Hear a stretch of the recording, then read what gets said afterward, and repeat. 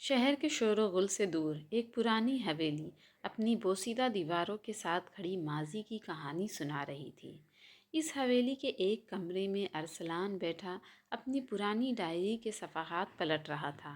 باہر بارش کا زور تھا اور کھڑکی کے پٹ بار بار ہوا کے تھپڑوں سے ٹکرا رہے تھے۔ ارسلان کی عمر اب 60 کے قریب تھی، مگر اس کی آنکھوں میں وہی چمک تھی جو 20 سال پہلے تھی۔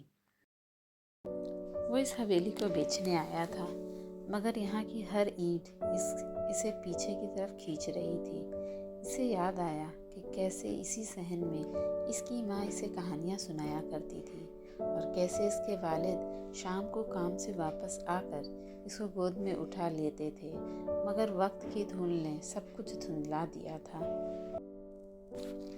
ڈائری کے آخری صفحات میں اسے ایک طے شدہ کاغذ ملا۔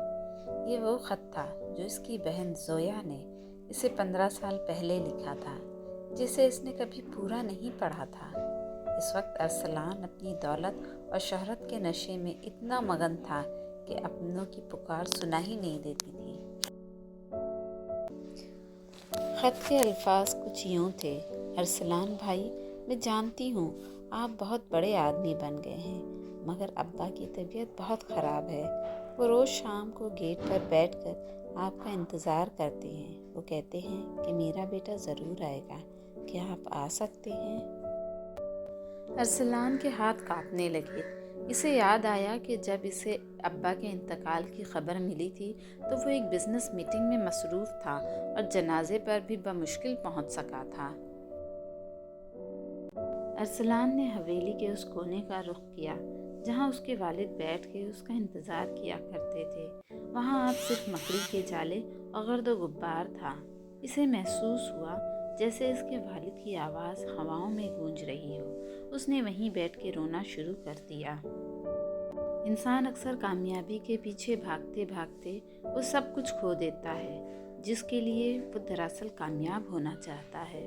ارسلان کے پاس آج کروڑوں کے روپے تھے، بڑی گاڑیاں تھیں، مگر اس حویلی کی ویرانی اسے بتا رہی تھی کہ وہ کتنا غریب ہو چکا ہے۔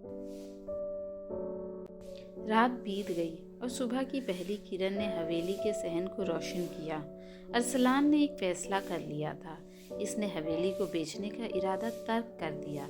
اس نے سوچا کہ وہ اس حویلی کو ایک یتیم خانہ اور اولڈ ایج ہوم میں تبدیل کر دے گا، جہاں وہ ان لوگوں کو سہارا دے گا جن کا کوئی نہیں ہے۔ اس نے محسوس کیا کہ پچھتاوے کو مٹانے کا بہترین طریقہ یہ ہے کہ دوسروں کی زندگیوں میں خوشیاں بکھیر دی جائیں۔ کچھ مہینوں بعد وہی حویلی جو کبھی موت کا منظر پیش کر رہی تھی، اب بچوں کے کہکہوں سے گونج رہی تھی۔ ارسلان اب اکیلا نہیں تھا۔ اسے ان بچوں میں اپنی بہن زویا اور بزرگوں میں اپنے والد کا عکس نظر آتا تھا۔ اس نے سیکھ لیا تھا کہ زندگی لینے کا نہیں بلکہ دینے کا نام ہے۔ آج ارسلان کی تصویریں ادھوری نہیں تھیں، ان میں زندگی کے سچے رنگ بھر چکے تھے۔